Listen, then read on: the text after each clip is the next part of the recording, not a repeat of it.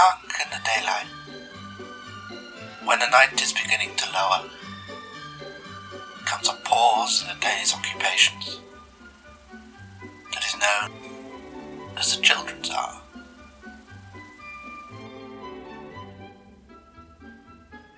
For as long as broadcasting has existed, it's been used as something to put children in front of so they'll shut up for 5 minutes.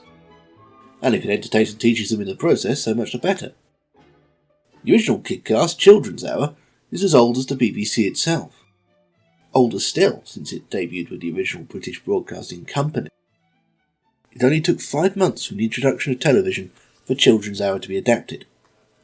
Children, being the future and all, have always had a corner of broadcasting to themselves. Let's shine a light on those corners. No, not those ones.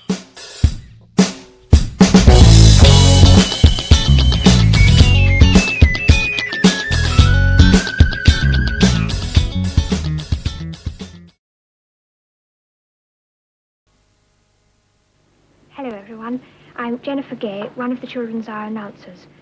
For the next few minutes I'd like you to see some of the children's programmes. This programme is not a history of children's television. I'd be here forever if I tried to tackle the entire macro genre from start to finish, from preschool pantomimes to young adult dramas and everything in between. This programme is a history of children's television presentation and strands. Not the programmes themselves, so much as how they were packaged and effectively sold to the viewers. Not that there were many viewers for Britain's very first television service, as you might expect. The signal couldn't reach past London, but no one outside of the capital was rich enough to own a set anyway. The nation's first children's television slot began in April 1937, 5 months after the BBC television service began. In common with those more formal times, it had the stiffly functional name of For the Children, initially a 10-minute bedtime story, sing-song or puppet show with an appropriately matronly plum-voiced presenter. I think I kiss you now.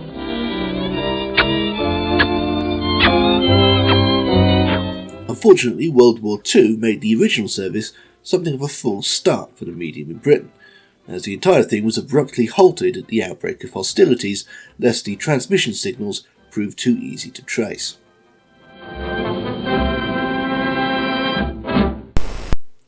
When it came back in 1946, For the Children came back too, expanded to 20 minutes and boosted with the addition of the first iconic British children's TV character.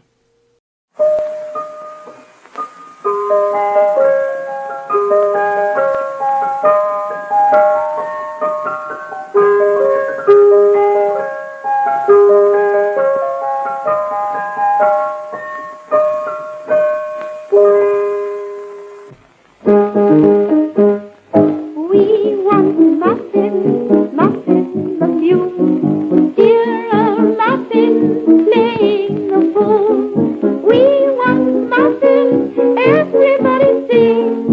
We want Muffin the Mule. Muffin the Mule was the original breakout puppet star, the British equivalent of Lamb Chop, only marginally less creepy. And Muffin was there first, alongside his friends Annette Mills, who wrote the songs, and Anne Hogarth, who pulled the strings, live from Alexandra Palace for almost a decade from 1946. By 40 standards, Muffin was a bona fide pop culture phenomenon in a way that put most of his radio predecessors in the shade. Auntie Kathleen, Uncle Mac, the Stargazer, and the rest of the voices on Children's Hour were beloved up and down the country, but you couldn't see them. And although they were perfectly capable of telling stories about such as mischievous equines dancing atop pianos, they weren't that thing in themselves. Muffin provided one of the first practical demonstrations of any kind, really, at least in British broadcasting, of the added power of the visual image. Sure, it's obvious in retrospect, and even to an extent at the time in the abstract, but suddenly gaining the ability to commission, sell and profit from merchandise based on such an image has a way of arresting the mind that mere chin-on-hand contemplation does not. Muffin was the first British kids' TV character to break out of the small screen and appear in licensed material. Books, records, his own story spot in Woman's Illustrated, mostly written and illustrated by some configuration of Annette Mills and her daughter Molly Blake, even a mini puppet for aspiring Anne Hogarth's, the very first ever toy based on a character created for the television. Muffin's reign came to an abrupt halt in 1955 when Annette Mills unexpectedly died of a random heart explosion. She'd been last seen at the piano just a week earlier, live as usual. Considering her irreplaceable, the BBC retired Muffin from television. Well, for BBC television anyway. There was an abortive attempt at continuing on the newfangled commercial network, but Hogarth soon conceded defeat and Muffin's screen career was over. Although he remained a major star of Hogarth's touring puppet shows until her own death in 1993. Goodbye, Muffin, everybody sing. Goodbye, Muffin the Mule. Goodbye, everyone. My kiss, please, Muffin. That's right. Oh, he likes Otto now. He's giving him a kiss. Goodbye till next time.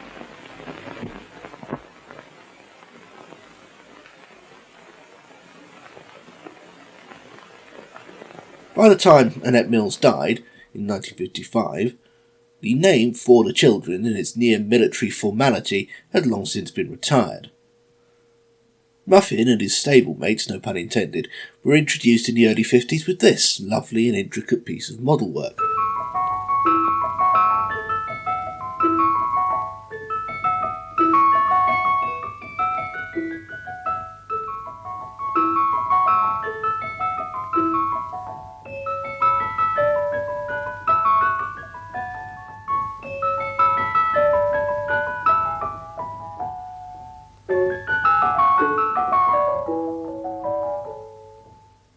By the mid-50s, however, a whole new strand had been devised, against straddling TV and radio, because they were still of equal prominence at the time.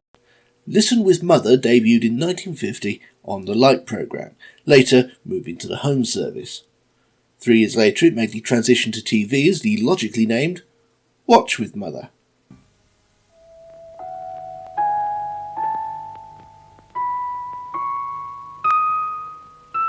Both titles were intended as a pointed, if passive-aggressive, signal to the viewer and listener. Neither the TV nor the radio, nor the TV, seriously you guys, is meant to replace human interaction. New technology was no excuse not to be taking an active role in bringing up your kids. Watch with Mother.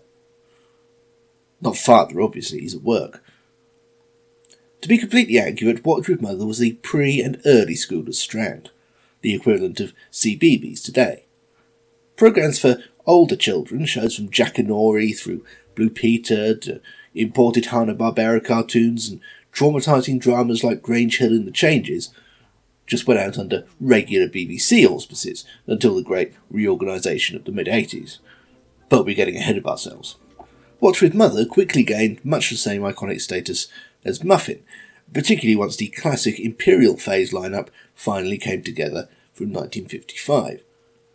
Every day at 4:15, after your government-mandated afternoon nap, but shortly before your big brothers and sisters came home from school, that budding crepe paper flower and delicate xylophone tune would introduce a different show. In its Imperial phase, Monday meant Picture Book, in which Patricia Driscoll, in its first 2 years, of which none survives, or Vera McKechnie for the remaining 15 years until 1973, would suggest all sorts of things to make and do, prompted by images in the titular tone, and accompanied for the last 10 years or so by Sausages the Dog, Busy Lizzie and her Magic Flower, and the Jolly Jack Tars. Tuesday meant eerie marionette Andy Pandy and the tragedy of his relationship with Looby Loo. Neither could come to life in the presence of the other. Like Mannequin, but inverted, and funnier. Pandy actually predated Watch with Mother, as did Wednesday's offering, the legendary backyard surrealism of the Flower Pot Men, and their incomprehensible babbling provided by Peter Hawkins.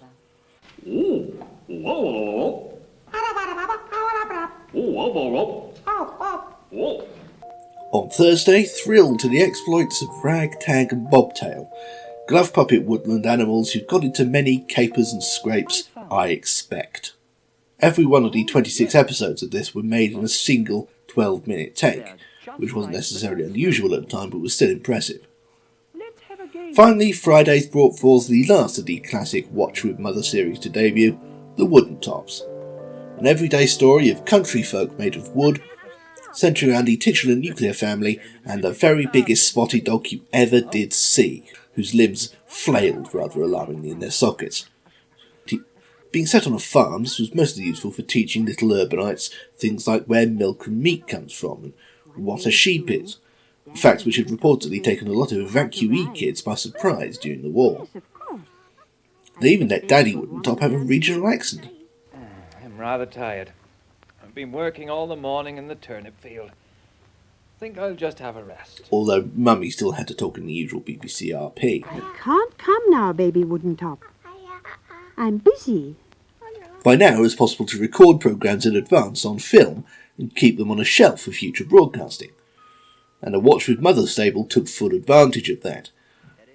The entire BBC Children's Department budget was minuscule even by 50s television standards, and as a result relatively little was actually produced for the first decade or more. Picture Book was the only one of the 5 classic shows for which new episodes were regularly made, partly because, as the replacement for Muffin, it was initially broadcast live in the same manner. All the others consisted of 26 episodes each, enough for 6 months at a rate of 1 a week. Once all 26 had been shown, they simply started over again from the beginning, on the premise that 4-year-olds wouldn't notice the repeat, or care even if they did, and that they'd be in school by the time it came around a second time. And so these 5 programmes were broadcast in a loop, the same episodes twice a year, until Time's twin daughters, Progress and Entropy, came knocking. Film doesn't last forever, and after a decade most of the Watch with Mother archives were heading for the edge of broadcast quality. Besides, colour television was just around the corner. Some shows were remade in colour, like about half of Andy Pandy, which enabled him to keep his eerie and, to be honest, increasingly dated shtick alive into the 70s. But ultimately new shows started to seep in. This led to the first recorded instance of nostalgic uproar among people who grew up with the classic Watch with Mother lineup, had long since grown out of it, and still subliminally expected every childhood to be identical to their own. Andy's waving goodbye, goodbye, goodbye. But ultimately the Watch with Mother lineup did shift over the years, and without traumatising entire generations of British children. Over the 22 years of the brand's existence, it encompassed some of the best-loved kids' shows in British history. The Trumptonshire trilogy, The Herbs, nomenclature-obsessed bear Barnaby, Barnaby the bear's my name, never call me Jack or James. unflappable cosplayer Mr. Ben, Festival of Animal Cruelty Tales from the Riverbank, early postgate firm in Triumph Pogle's Wood, and many more. Meanwhile, BBC Two had launched in 1964, clearing even more space for kiddie distractions. Its flagship children's show was Play School, effectively a giant activity centre for preschoolers to play with by proxy. Here's a house. Here's a door. Windows, 1, 2, 3, 4. Ready to knock? Turn the lock. It's Play School. Play School launched with the channel. Literally, it was the first programme broadcast on it, and lasted until 1988, by which time it had jumped ship to BBC One and spawned a spin-off in Playaway, co-presented by a young Jeremy Irons, not being psychosexually tortured for a change. By the mid-70s, Watch with Mother as a name seemed out of date, altogether too suggestive of the BBC's stentorian past. So after 22 years, the name was dropped.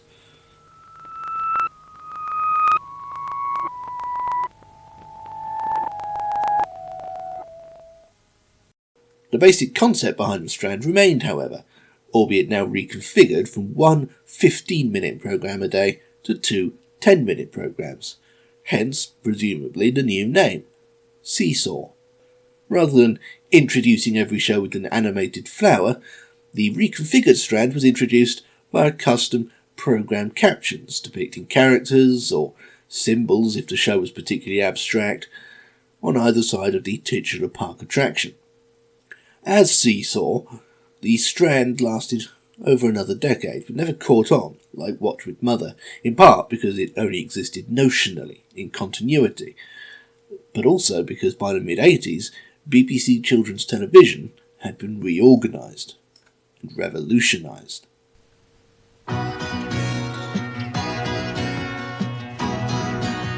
It was partly ITV's fault.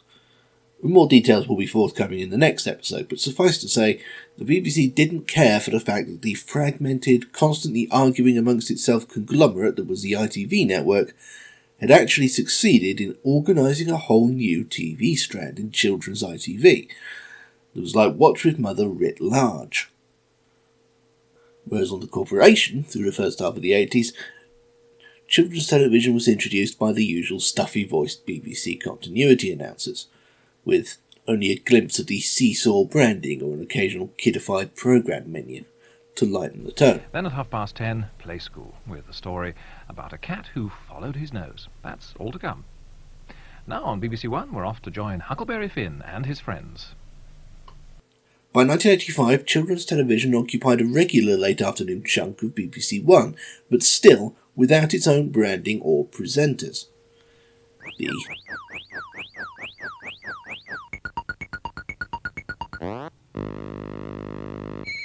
VT boys were composing graphics using the BBC Micro and Teletext, which was cool, but the voices were still variations on the theme of Your Kindly Grandad.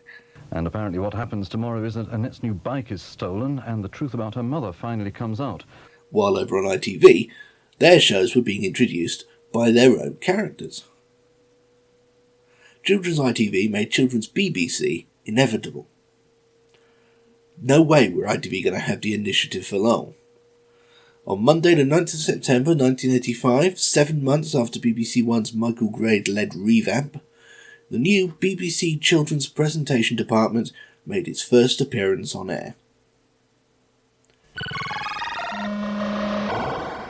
There were a few teething problems.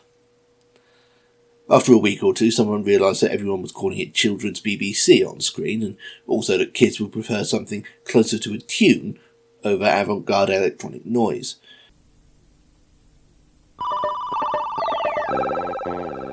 Both sound and logo were generated again on the trusty BBC Micro, which the corporation was determined to make the most of whether the country was or not. But a new special ident was only half the battle. The strand the BBC decided would also need. ITV had gone with pre-recorded footage of actors from their programmes, often in character. The BBC, one-upping them, were doing it live and dangerous and in vision, but the budget hadn't exactly ballooned from the Watch with Mother days, so an entire studio was out of the question. Children's BBC essentially continued to be linked by the continuity announcer from the usual continuity booth, just with a special announcer and in vision.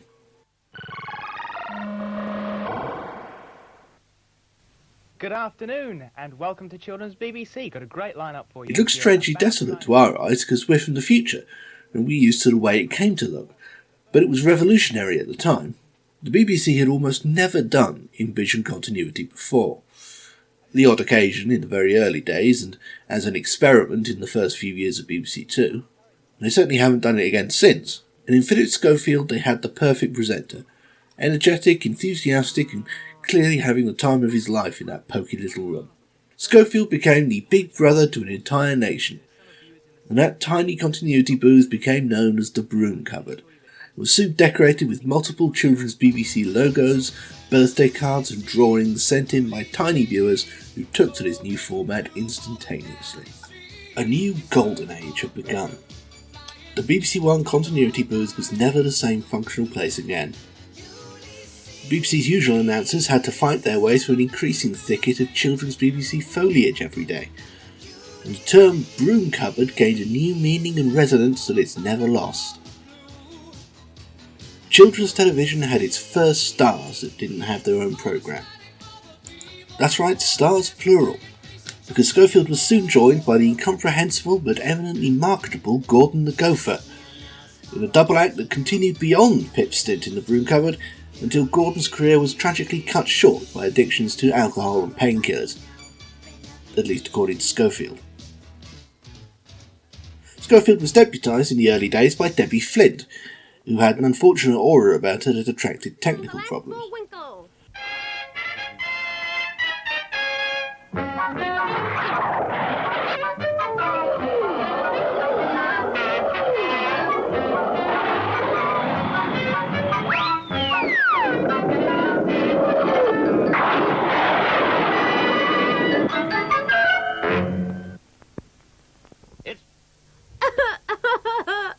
It would have to happen on my last day. They're just going to try to sort that out. And a wide-eyed Aryan of no fixed hairstyle named Andy Crane, who first joined the team when children's BBC's name grew beyond its initial weekday afternoon slot to take over mornings in the summer holidays. Debbie eventually moved on to the newfangled daytime telly, while Andy Crane continued as the Scoff's deputy until that fateful day when Pip stepped down in 1987 in favour of Saturday morning primacy on Going Live, whereupon Crane ascended to the throne. I'm just going to have a couple of seconds to say thank you very much indeed for my past 2 years. Has been great fun, very supportive. Enjoy Children's BBC, it's there for you, and thank you very much to everyone who works on it. Bye-bye. Meanwhile, the holiday strands were still going strong. Summer mornings were given the slightly oblique brand name of But First This, which was quickly shortened to BFT and ran from 1987 to about 1994, when the name was dropped from lack of interest. The look and feel was updated almost annually from 1988 to 1991, with probably the best one being this intricate submarine stop-motion landscape from 1990. This is BBC One.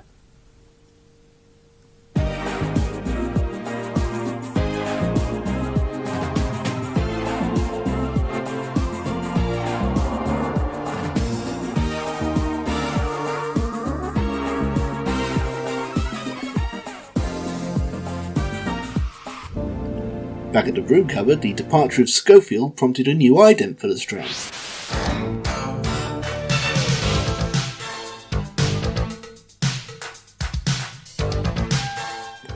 With the same logo now rendered in sparky traditional 2D animation, accompanied by a hard slab of MFP funk. Crane's deputy was Simon Parkin, played by Hergé's Tintin in an extremely potent mullet. Parkin didn't have the charisma of Crane, let alone Schofield, but he was likeable and enthusiastic. More confident and energetic was Crane's foil, introduced in 1988. Gordon had followed Schofield to Going Live, leaving Children's BBC briefly without a puppet sidekick.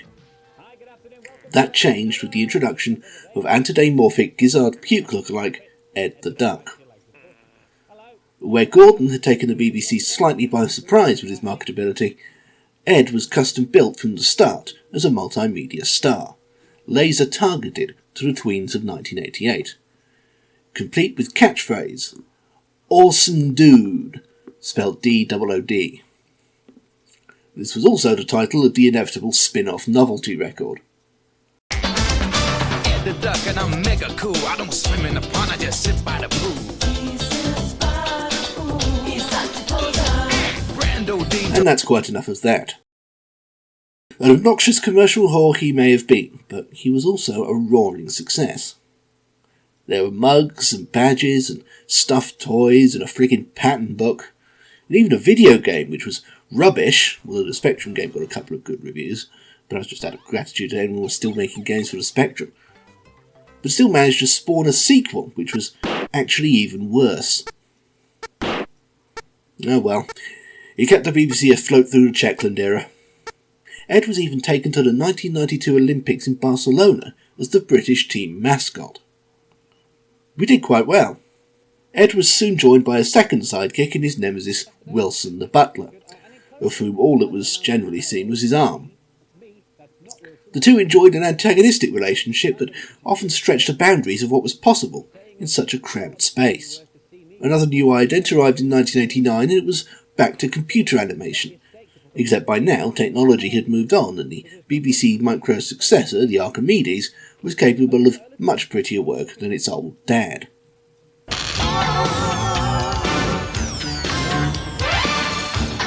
Andy Crane was poached by children's ITV shortly afterwards. His replacement was a bright young thing called Andy Peters, who had first appeared earlier that same year at the age of 19 on BFT, now the stamping ground of Simon Parkin and Andy's new deputy, Philippa Forrester. Peters combined even less charisma than Parkin with a certain nervous energy and the unshakable ego of a teenager with too much power too soon. Unlike Gordon, Ed and Wilson didn't follow Crane to the commercial channel, settling easily in place alongside Peters, after a couple of weeks' bedding-in period where Andy was alone. By now, children's BBC, and to a slightly lesser extent children's ITV, was immutable, an essential part of the average British kid's day. The corporation's 2 hours were a decompression chamber of choice after a hard day's hammering at school. While Andy Peters may not have been the natural in front of the camera that he thought he was, I can attest to the fact that the children didn't notice such things, and in fact quite liked him, if only just because he was the children's BBC man. Mind you, even we couldn't fail to notice that he wasn't exactly the best at operating the complicated BBC VT system. But then that was part of the fun in itself. And part 3 of this week's Jack and Nori story, The Way to Satin Shore. What's that thing doing? It's tomorrow afternoon at 4:10 here on Children's BBC. Now, this programme has caused me a lot of trouble, this one. Come forward now. Thank you.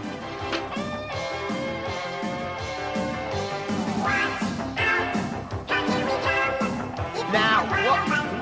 Hello, I don't know what that is, but anyway, what do you think of the chipmunks singing, okay? Now, really, oh, I've gone all robotic. This is quite adventurous, just all of it's happened. But anyway, I think, basically, the chipmunks have caused me a lot of traumas. Now, lots of people have phoned in and complained, like this one. Which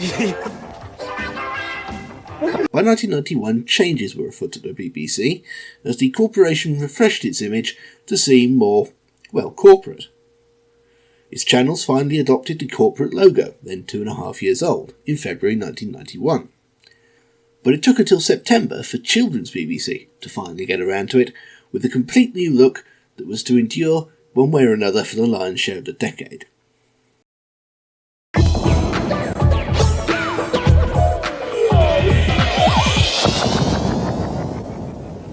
The new CGI ident with acid jazz typography was played out live on Laserdisc with background and neon lettering in constant motion. The only sticking point was the music, which, in its original configuration, wasn't terribly memorable. They tried beefing it up a bit after a couple of months.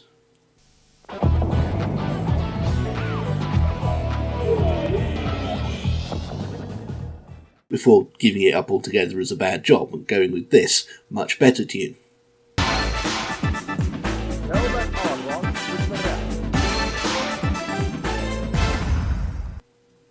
That meaning the sentence, heard at the end of every day, was put in later, explicitly to confuse young children. It worked.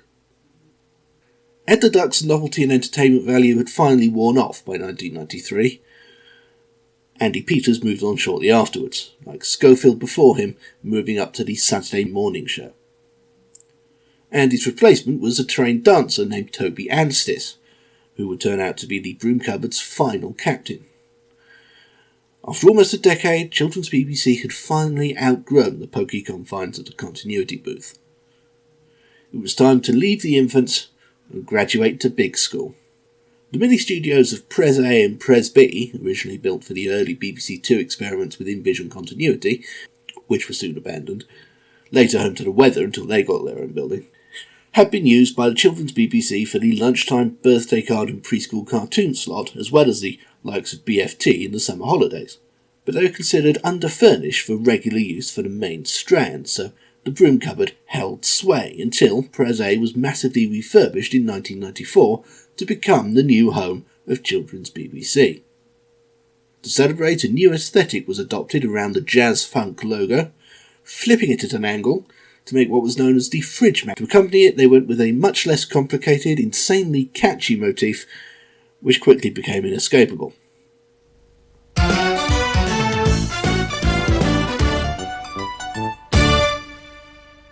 Now there was space for more than one presenter at a time. Unimaginable luxury. And they didn't even have to operate the VT themselves.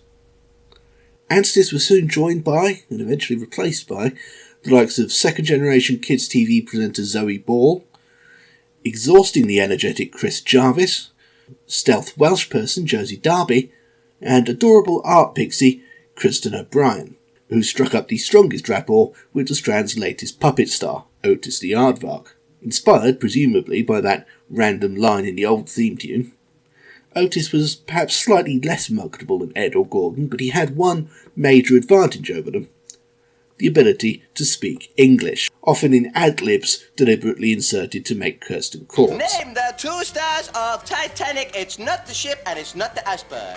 Thank you very much. Grange Hill is coming up next this morning. Action! And in between the programmes and the links, there were custom-made animated stings, which between them covered more or less every aspect of mid-90s childhood, except maybe for that weird kid who was really into Japanese extreme noise and performance art. All of them repurposed the jangling motif until kids up and down the country were thoroughly sick of it.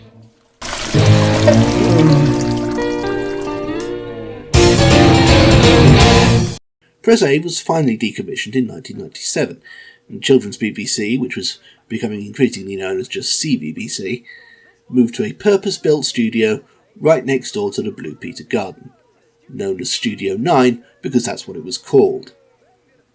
The move came just months before another major refit of the BBC as a whole, a second corporate look, which, like the first, couldn't help but affect Children's BBC.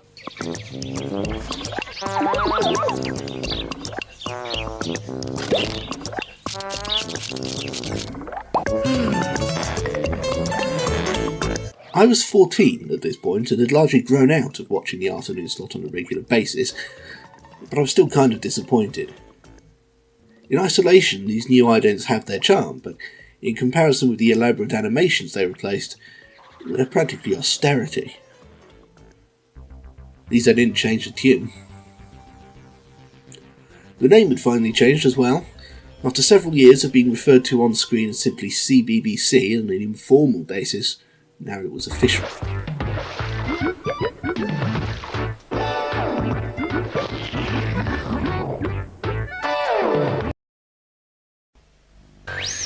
As the century turned, the landscape of television was in flux. The luxury of satellite television had given way to the new standard, or forthcoming new standard, of digital. Everyone had access to dozens of channels by then, even me. The BBC's first steps into this arena had been tentative ones, with the typically Burt-era choice and knowledge both too polite to stick their necks out and have a coherent identity. But Greg Dyke was in charge now, and one of his legacies was a complete rehaul of the BBC's multi-channel platform. Choice and knowledge manned up and became 3 and 4 respectively, while alongside them would be 2 new channels, CBBC and CBeebies.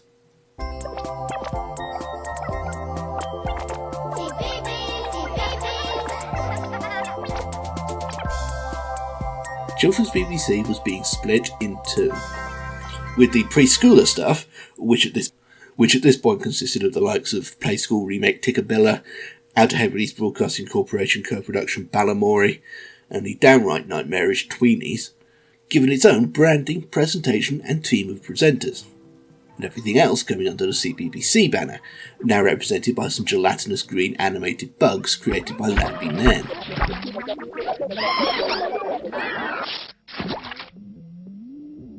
Naturally, there was more nostalgic uproar over this split in darts, but it was actually quite a good idea. The transition from Play Days to Biker Grove was always a bit of a leap for the presenters, and hosting links for 1 to 6-year-olds is tricky as it is. This way they could play to their presenters' strengths, with the shows for real little kids linked by the likes of Chris Jarvis and Poi Fan Lee, who were naturals at pitching to that kind of audience. And the older kids' material hosted by, well, at this point, the likes of Barney Harwood, Angelica Bell and Jake Humphrey. By the mid-aughties, budget cuts had set in. Studio 9 was a distant memory, and there was a monumentally depressing period lasting just under a year when the entire strand was presented on CSO by a rotating staff of about 4 people. The logo introduced with the bugs had by now evolved into a monolithic CGI gumdrop. This is CBBC and we've got a great afternoon in store for you. You'll want to hold all the other plans when you see this lot coming on your telly box. Fortunately, the CSO studio era was just a transitional phase before the next relaunch occurred in 2007.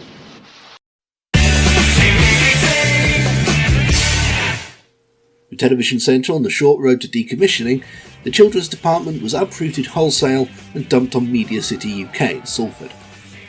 With the addition of Hackatea Dog, first new puppet since Otis but the best, CBBC enjoyed a new energy and an identity that lasted almost a decade.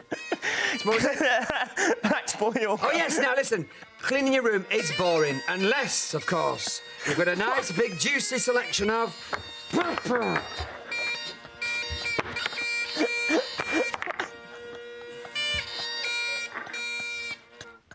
I'll deal with that later. Thank you for your weekend plans. Keep them coming in. Send them in to cbbc@bbc.co.uk. Make sure you include your name, get permission, and get a phone number. We could be calling one of you later and finding out what you're up to over the weekend. International... Until the latest reconfiguration last year.